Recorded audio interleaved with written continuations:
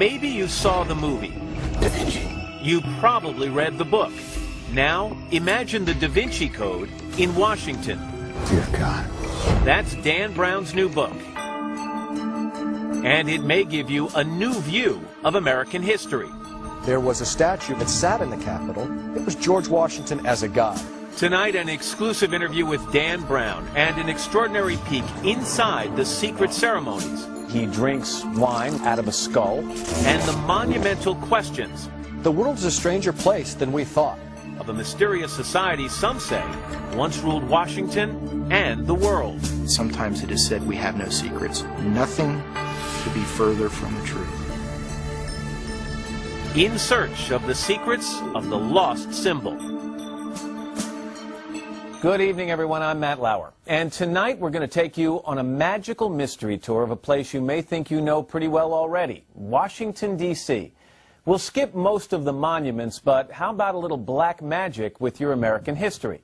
Mainly, we'll be trying to uncover secrets, but not the kind you would usually associate with Washington.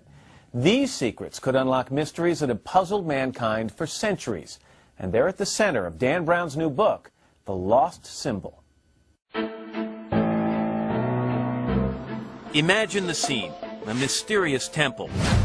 Its entrance guarded by massive stone columns and sphinxes. Inside, strange symbols, ancient inscriptions, and mystical numbers lead to a room shaped like a pyramid, with an eye that points toward the heavens.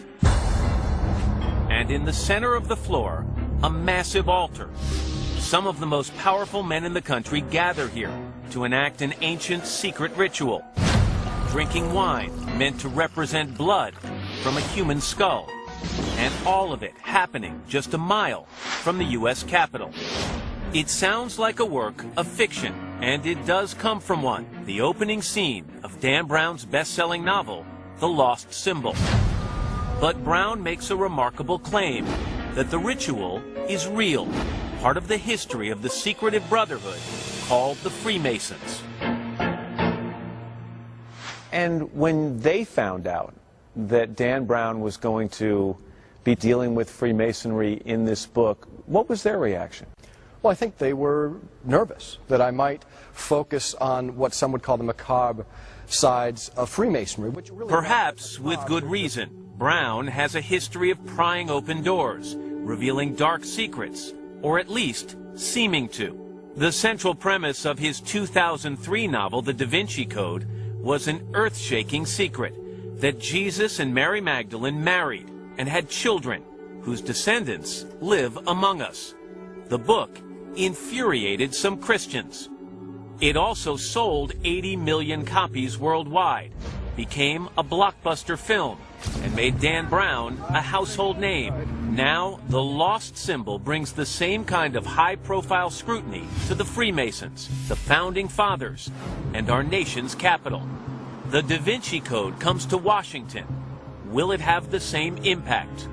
There's some very potent philosophical material and an absolutely astonishing science that on some level I'm hoping will spark just as much debate. How much debate? Consider this. America wasn't founded a Christian country. It became a Christian country. Or this. The human mind really does have the ability to affect matter. The Lost Symbol raises provocative questions about the beliefs of the man on the dollar bill, about the power of the human mind, about whether people can become gods, and a little-known science that may tie them all together. It doesn't matter to me if someone agrees or disagrees with what I say, but I'd like them to at least think about it.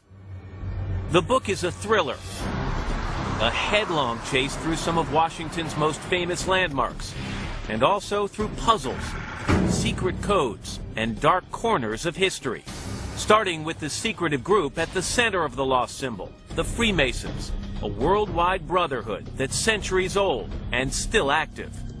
George Washington was a Mason, along with 13 other presidents and numerous Supreme Court justices. Benjamin Franklin published a book about Freemasonry on his own printing press. 9 signers of the Declaration of Independence were Freemasons, including the man with the biggest signature, John Hancock. Freemasonry still has millions of members worldwide, and they still conduct rituals like this one, performed for our cameras. If curiosity spurred you toward us, go away and do not proceed. If you are capable of deception, tremble, because you will be found out. Freemasons have been accused of everything from murder to devil worship to secretly controlling the U.S. government. Take a dollar bill, turn it over, look at the Great Seal of the United States on the back. Now, draw a Star of David. One point will match up with the all-seeing eye, a common Masonic symbol. Now, look at the letters at the other points of the star. M-A-S-O-N. Coincidence? Freemasons have been accused of being involved in some rather strange conspiracies. Isn't a lot of that the result of the fact that you had powerful men, in this case, meeting behind closed doors and not discussing what they were doing? Of course. I mean, anytime you have powerful people who aren't telling you what they're doing, you're going to assume the worst. In Brown's book, the Freemasons are infiltrated by a man who believes they hold a great secret to mystical power.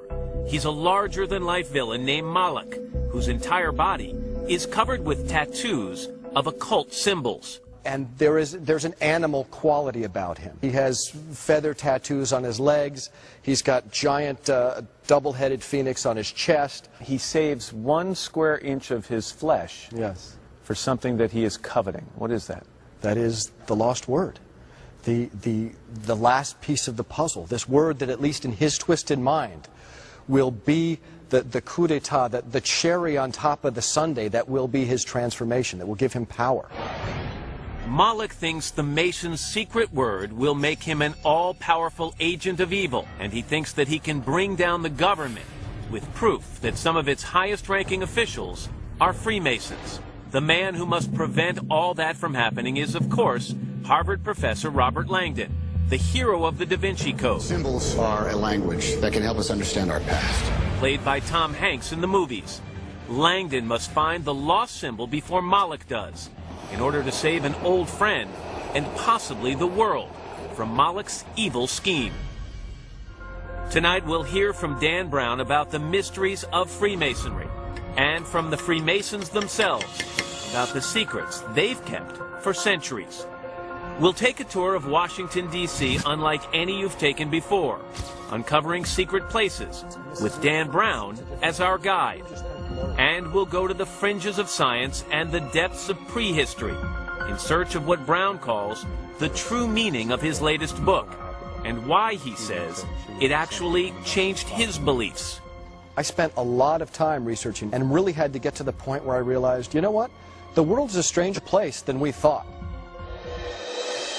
Want proof? He drinks wine out of a skull. How much of that is fact and how much of that is fiction? When Secrets of the Lost Symbol continues.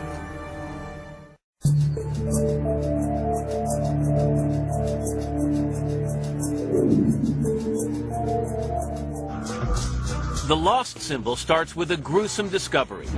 Dan Brown's hero, Robert Langdon, is lured to Washington, D.C., to the U.S. Capitol, where at the center of the rotunda he finds a severed hand, tattooed to resemble an ancient mystical symbol, the Hand of the Mysteries.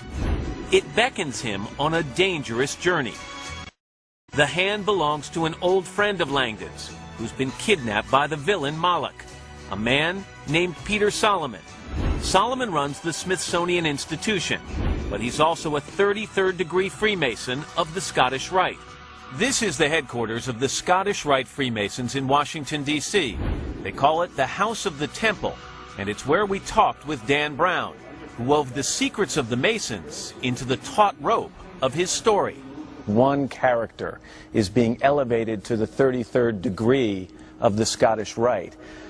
It's a rather intense ritual. He drinks wine, which is to represent blood, out of a skull.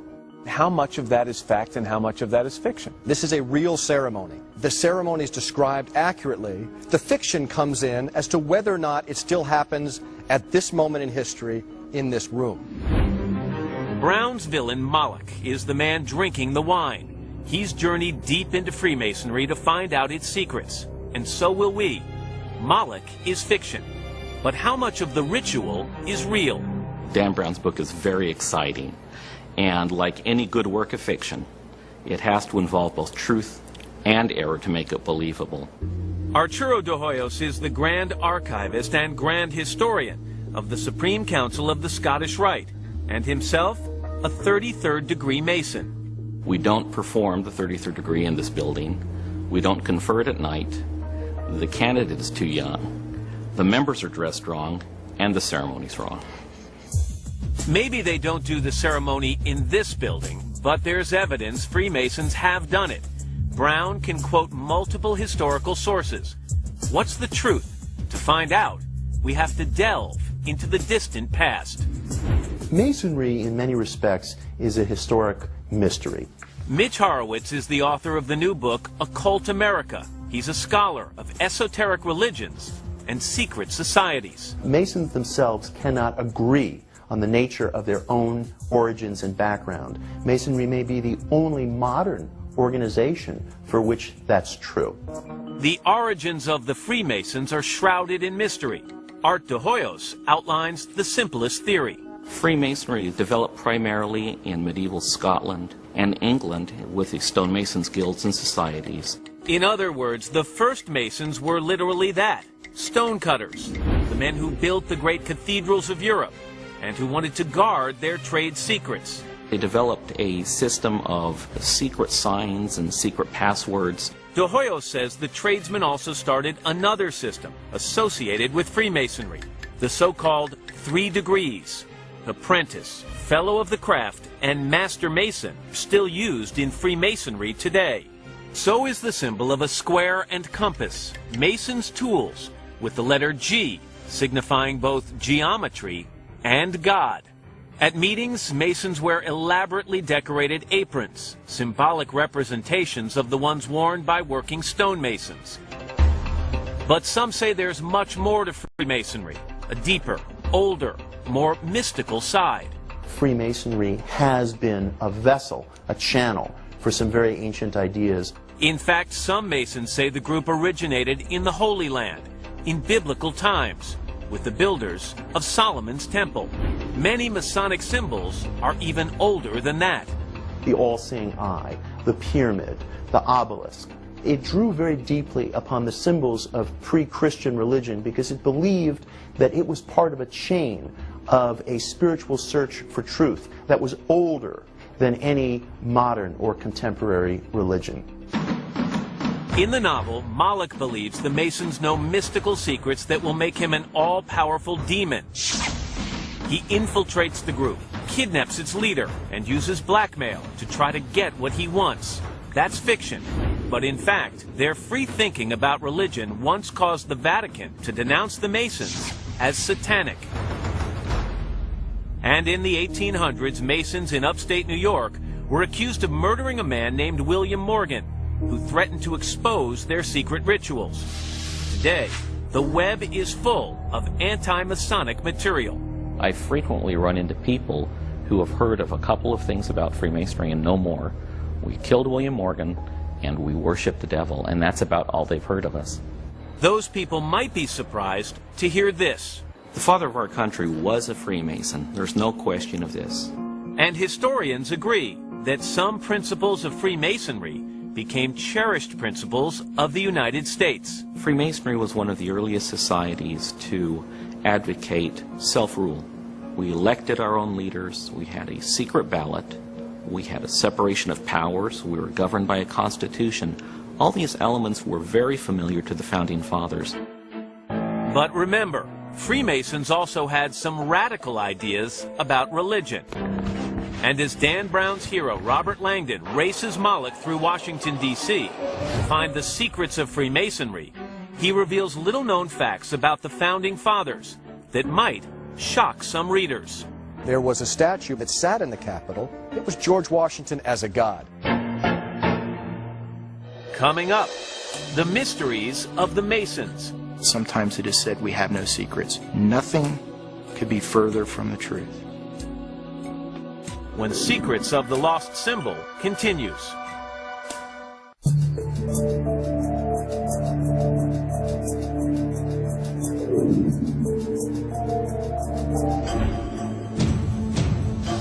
Hidden away on the lower level of the Masonic House of the Temple in Washington, D.C., there's a remarkable painting not many people have seen.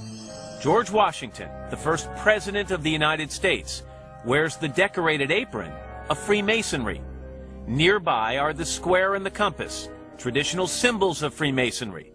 The painting is described in Dan Brown's best-selling novel, The Lost Symbol. It's a cornerstone laying ritual, and essentially a date is chosen that is auspicious from an astrological standpoint. And there will be certain blessings that are given when this cornerstone is laid. And the idea is that whatever's to take place in that building will have a solid and auspicious beginning. And what building is George Washington, Freemason, laying the cornerstone for? The United States Capitol. And it's not just the Capitol. Those ceremonies, those rituals were used in the building of the Washington Monument and the White House. They were, as well as many, many other buildings. The lore of Freemasonry marks Washington in other hidden ways as well. Consider, for example, the number 33, cherished by the Masons. 33 is a very important number in ancient mysticism. There's a reason that Jesus Christ was said to be 33. There is a reason that there are 33 vertebrae in our spine, and that much of Freemasonry has to do with the concept of the body as a temple. 33 repeats throughout the Masonic House of the Temple. There are 33 columns or pillars, Sure. Each one 33 feet tall. Yes. And the same number is built into one of D.C.'s most famous sites. Is it coincidence that the cap on the Washington Monument There is no such thing as coincidence when you're dealing with the number 33. weighs exactly 3,300 pounds. Yeah. 3,300 pounds. That's right, the capstone matches that mystical number. Brown says the Freemasons influenced the founding of America in profound ways. And what he has to say may change what you think about how this country came to be. If you have a group of men who are Masons and simultaneously founding fathers, and part of their Masonic ideal is that all men are equal, of course that will be an underlying theme in the founding of a country. Another important aspect of Freemasonry is this idea of freedom of religion. We talked about these books on the altar. It's inclusive, it's not exclusive. Exactly. That couldn't have said it better. Freemasons assumed members believed in a supreme being, but that's as far as it went. Religious freedom was built into Freemasonry, and many scholars say the Freemasons built it, the U.S. Constitution. 1/3 of the signers were known to be Freemasons. Brown says his research led him to a conclusion that might shock some people. America wasn't founded a Christian country, it became a Christian country. The important thing to remember with the Masons and the Founding Fathers is that many of the Founding Fathers were deists. Deists believe that a supreme being created the universe, but that being is impersonal. It won't answer your prayers, or even hear them. So when you talk about the Founding Fathers, who believed in deism as opposed to theism? Almost all of them. Give me names. George Washington, Thomas Jefferson, John Adams. There are a lot of people who say there is no proof, for example, that Thomas Jefferson was a Freemason. That is true, but certainly a deist. Thomas Jefferson went so far as to take the Holy Bible and remove all of the references to anything miraculous, to the resurrection, to the virgin birth. Jefferson himself said that the idea of the virgin birth, Christ springing from a virgin, would one day seem as much like myth as the idea of Minerva springing from the head of Jupiter. The Founding Fathers, Brown says, didn't just read the Bible. They also read Roman and Egyptian mythology. And they read the stars. This reliance on astrology, what does it tell you? What does it suggest about our Founding Fathers? I think that they had a respect for what they did not understand, a respect for the heavens. It would be hard to imagine Barack Obama taking a trip or doing the groundbreaking on a major monument or something and using astrology as a basis for the time and the place. He'd be ridiculed. And rightly so, I believe. Why was it okay then and is it not okay now? Well, for the same reason it was okay to believe that if you threw a virgin into the ocean, a storm wouldn't hit you. That's not okay now. That's not okay either. All right. Science progresses. In The Lost Symbol, Moloch thinks that by learning the secrets of the Freemasons, he can become something like a god. You might be surprised to learn the founders had a similar idea. There is a painting in the Capitol. Yes. Tell me about it. Well, it's a painting that I was shocked to find was there. I said there is a painting called The Apotheosis of Washington. Apotheosis meaning the God-making of Washington. George Washington becoming a god. It seemed almost irreverential. It was like, how can a man become a god? But it really, to my eye, and to other historians' eye, catches this concept of the power of man. Again, can you imagine anyone putting forth that notion of politicians as gods? Right. Here we are in the 21st century. Well, you'd be run out of town. You'd be run out of town. There was a statue of George Washington that sat in the Capitol. He was unclothed. It was a model of a statue of Zeus. It was George Washington as a god. Right. And that did get run out of the Capitol building. When they thought of becoming godlike, the founders were probably thinking about perfecting their minds through science and learning. In Brown's novel, however, the villain Moloch believes something much more profound and potentially sinister. That the Freemasons from ancient times through the time of George Washington to the present day guarded secrets that could transform matter, transform a person, unleash incredible psychic and spiritual power. Most modern-day Masons say the Brotherhood is not nearly so mysterious. There is no deep, dark, intimate, and ultimate secret of Freemasonry which will transform the world in the way that the lost symbol portrays. It would be exciting if it were true, but such is not the case. That's what most Freemasons say, but not all. Sometimes it is said we have no secrets. Nothing could be further from the truth. Coming up, we go inside the Masons' secret chambers, where we witness rituals rarely seen. If you persevere, you will be purified. When Secrets of the Lost Symbol continues.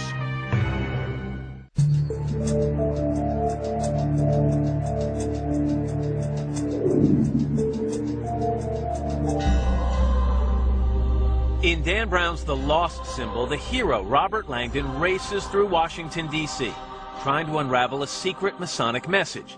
He's forced to do it by Moloch. He threatens to kill a man who's both a dear friend of Langdon's and a 33rd degree Freemason. Moloch also uses blackmail, with evidence that some of Washington's most powerful men engage in Masonic rituals so bizarre, revealing them would bring down the government. Could the rituals of Freemasonry be that shocking? You decide. Masonry is a transformative art. It can be extraordinary in a man's life. It's speculative and alchemical and all those things. Cliff Porter is senior warden of Enlightenment Lodge 198 in Colorado. Brothers here say they are seeking eternal truths, learning ancient mysteries. What I take offense to is the fact that sometimes it is said we have no secrets, or that what can be known about us can be Googled. Nothing could be further from the truth. Somewhat reluctantly, they opened a few of their doors to our cameras. They practice alchemy here, the ancient art that sought to turn lead into gold. You might think of alchemy as pseudoscience, but it's also been used through the centuries as a metaphor of personal transformation. This process of removing impurities to elevate it to something greater and more special and more potent is very much what we also do within Freemasonry. Take good men and make them grow into something more special. Initiates go through a ritual that's meant to be intense and startling. First, the subject's vision is taken away with a hoodwink placed over his head. Then, a master mason, dressed as the Grim Reaper, issues a warning. If you persevere, you will be purified. You will overcome darkness. You will be enlightened. But if your soul is fearful, do not proceed. If you're not comfortable with what's going on, if you're nervous, if you think maybe you've approached the craft for the wrong reasons, you're given a chance to say, I'm no longer okay with this. Sean Byer joined the Freemasons recently and went through the initiation. Those who elect to continue are led into a place the Masons would not let us show you, a chamber of reflection. You go into the chamber of reflection and you remove the hoodwink, and you're presented with what is a very interesting image. And Dan Brown described it pretty well in his book. As Brown describes it, the chamber includes a human skull and bones, elements used in alchemy, and a pen and paper, where the initiate can write a last will and testament. Some of the symbols are meant to help you think about the fact that your life isn't going to go on forever. And frankly, it causes a very profound experience. In one of the most striking scenes in The Lost Symbol, Robert Langdon discovers a Masonic chamber of reflection at the center of American power. You described it as being located in the bowels of the Capitol. Did it exist? No, these chambers of reflection can exist anywhere. Right. Many Masonic lodges have them. There are Masons who have them in their homes. This kind of macabre symbolism has driven conspiracy theorists through the centuries to think the Freemasons practice some kind of black magic. Brown says Masonic rituals are no stranger than some other, more familiar ones. If a Catholic church, for example, pulled the shades, and you heard through the grapevine that people were kneeling under a crucifix, an instrument of torture, and consuming blood and flesh ritualistically, you might say, what a terrible organization. The Masons in Colorado say they embrace their symbolism and mysticism. But in many lodges across the country, the scene is a little different. I often tell people that if you like bake sales, join Freemasonry, because that's what you're going to be doing. Mitch Horowitz, author of the book Occult America, says most Freemasons are far from mystical. They run a wonderful network of free children's hospitals around the nation. They raise money for charity locally and nationally. They do continue to use occult and esoteric symbols, but to a very great extent these things are museum pieces in Freemasonry today. You've probably seen the Shriners, an offshoot of the Masons, riding go-karts and raising money for charity. Let the initiation begin. Freemasons even had the honor of being satirized on The Simpsons. Welcome to the club number 908. Now let's all get drunk and play ping pong. The Masons have also lost some clout since George Washington's day. The last master Mason to serve as president was Gerald Ford. But Brown says whether they know it or not, the Freemasons' secret rituals still connect them to a rich, powerful, mystical tradition. I intended this book as a reverential look at their philosophy. And isn't there possibly another side of the coin here in this day where it's become a little more humdrum with the bake sales and the charitable drives? You've created a little more mystery. You've given some of their mystery back to them, and they might like that. I hope so. As with any organization, there's some who understand the core and some who are on the periphery, and I'm hoping it starts to pull people in the direction of the ancient mysteries. The ancient mysteries, they're the key to the plot of The Lost Symbol. But are they the key to much more? All of these texts from all of these different authors tend in the same direction, this idea of the power of the human mind and the ability of thought to actually transform the world in which we live. Can the human mind be... My fear is that we start to use our minds for evil. When Secrets of the Lost Symbol continues.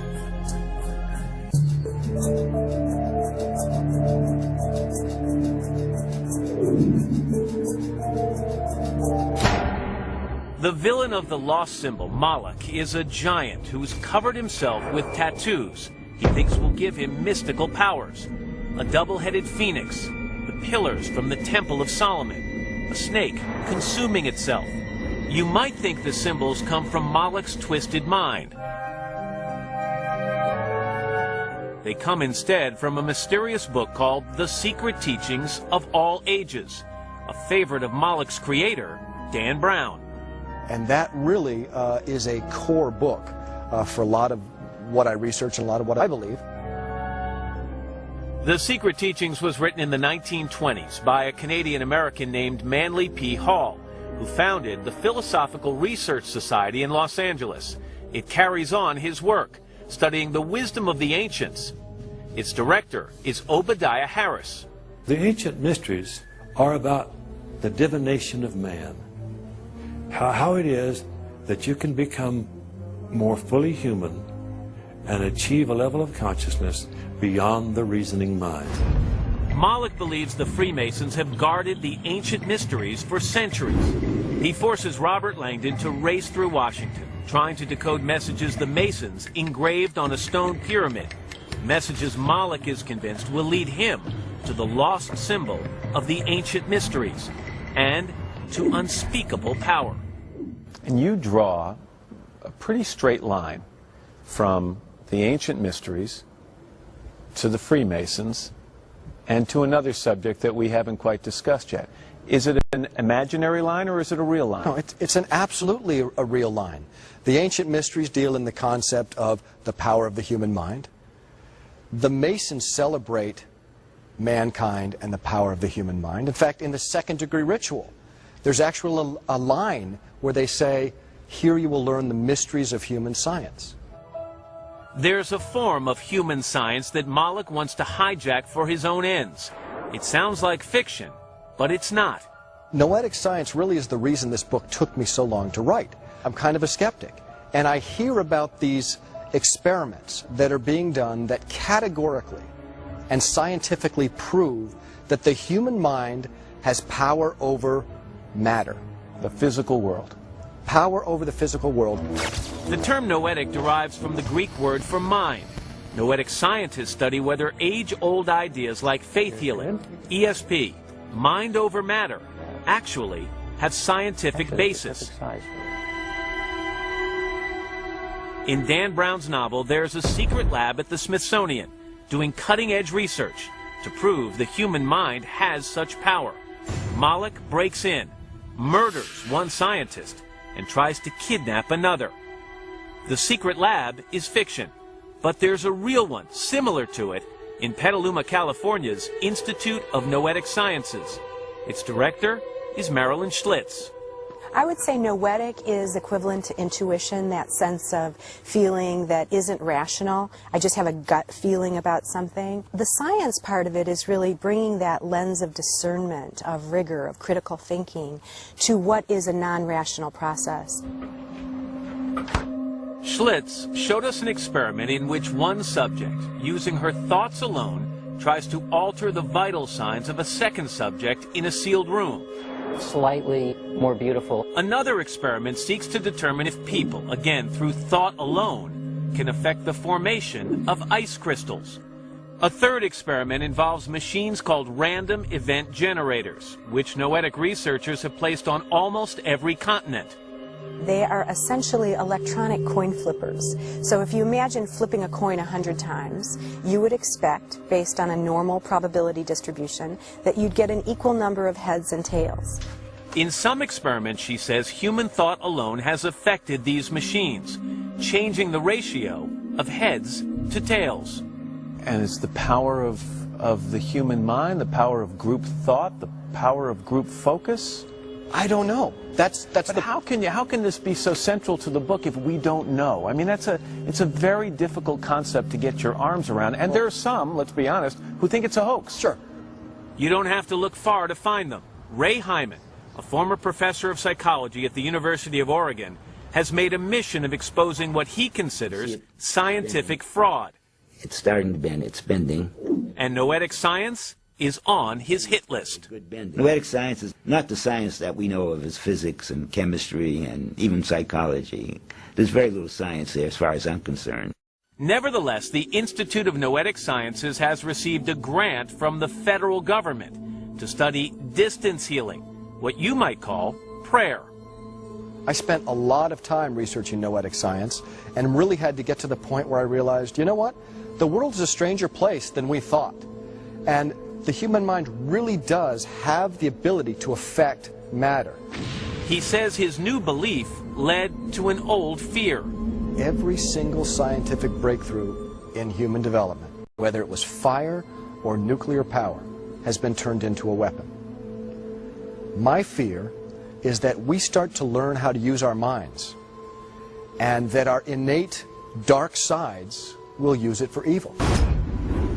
Which, of course, is exactly Moloch's goal, one he's willing to kidnap, torture, and kill for. And what you set up in the book is this, the people who think about, boy, we can change the world in a positive way. Your villain in this book, Moloch, says, wait a minute, I don't want that renaissance. Right. I want this to be a source of evil. Moloch is the reminder that with knowledge comes responsibility. It may sound heavy for a beach read, but Brown doesn't seem worried. I think my books contain a lot of meat, but it tastes like dessert somehow. He manages that by folding the big ideas into a book-length, high-speed chase, all the while revealing the secrets of a city that seems familiar. No shadows anywhere. The room... What other secrets does Washington hold? Brown himself will show us next. A lost symbol mystery that has stumped even the CIA. There is an American sculptor, James Sanborn, and he created a sculpture that has an enormous series of letters on them that appear random but are actually a code. When Secrets of the Lost Symbol continues.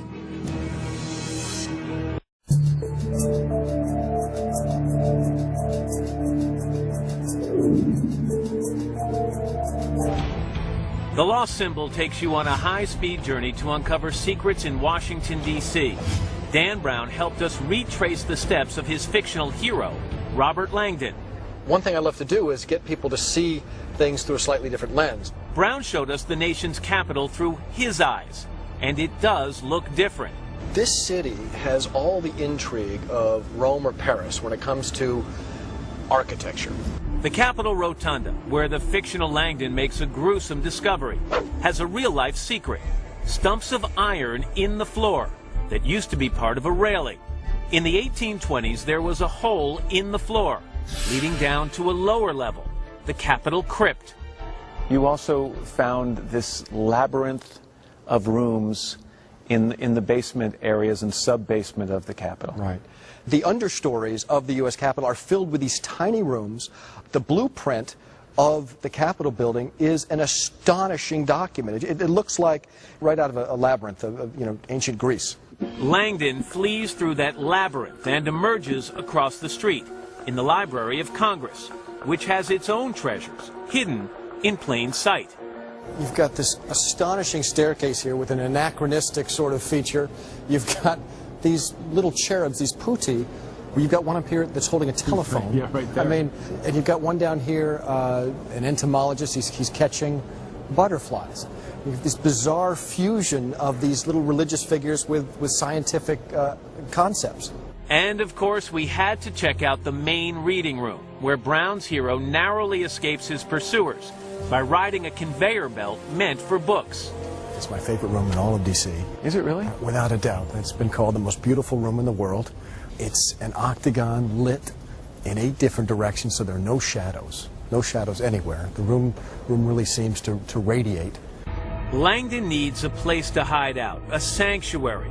But to get there, he has to solve a riddle. A refuge containing 10 stones from Mount Sinai, one from heaven itself, and one with the visage of Luke's dark father. The answer really does reside at the National Cathedral, with stones from Mount Sinai in the altar steps, a moon rock set in a stained glass window, and a gargoyle in the form of Darth Vader. As for the Smithsonian Laboratory where Moloch commits a terrible murder, it really exists. Almost everyone that's come to Washington knows of the Smithsonian. Very few people know of a facility located just outside of Washington that is the support center for the Smithsonian. Why did it fascinate you? What's not to be fascinated? This place has got a giant squid. There's an enormous series of labs that will study everything from fleas to the baleen from whales. One of the Lost Symbol's greatest puzzles is also the last stop on Dan Brown's mystery tour. At the CIA, there is a sculpture that I don't think a lot of people know. There is an American sculptor, James Sanborn. He has created a sculpture that fascinates me and a lot of cryptologists that has an enormous series of letters on them that appear random but are actually a code. And who knows the meaning of that code? Only WW. That's it. That's it.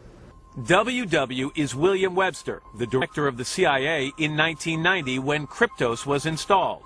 Brown says Webster was given the key to the sculpture's secret messages, but he's never revealed it. And not one of the CIA's army of cryptologists has cracked the entire code.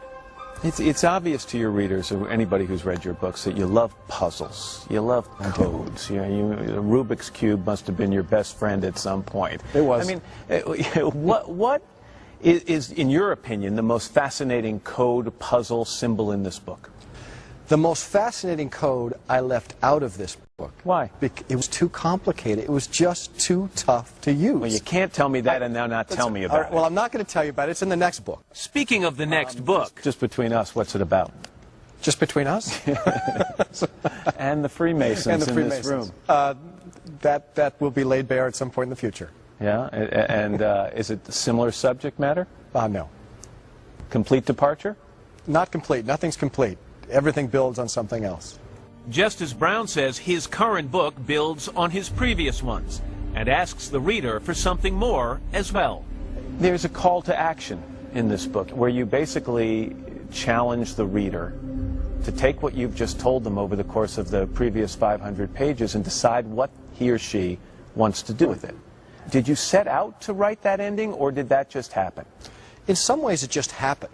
The amount of research and intellectual growth that went into writing this novel really led to that rather hopeful ending. And thank you for seeing that it is a call to action.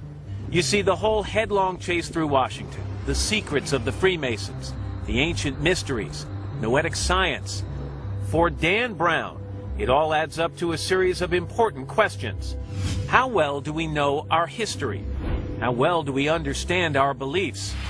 How well do we grasp the powers of our own minds? Last word of the book is one that will surprise people. Yes. It is hope. Hope. And it means what? In the context of this book, the last word means that we can do better and that we will do better. And as Brown's millions of fans know, we can also spend hours or years puzzling over the secret codes and mystical messages of the lost symbol.